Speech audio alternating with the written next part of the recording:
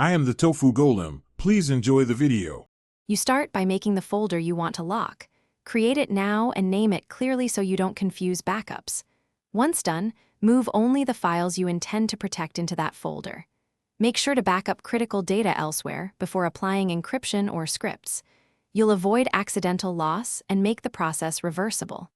This step minimizes risk and sets up a tidy source folder. Next, you'll convert this into a protected archive or use built-in encryption to enforce a password. Now choose encryption.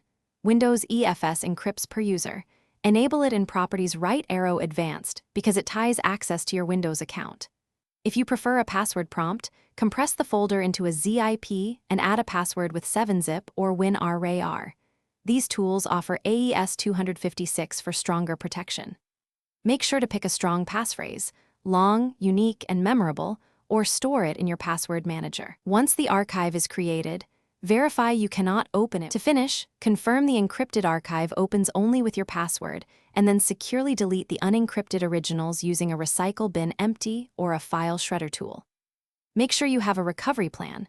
Record the passphrase in a password manager or create a recovery file stored offline.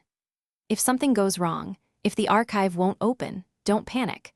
Try the backup copy, confirm you're using the correct user account for EFS, and restore from your backup. Regularly test your recovery process so you won't lose access later.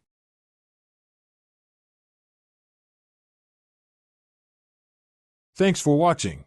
Consider subscribing if we helped you today.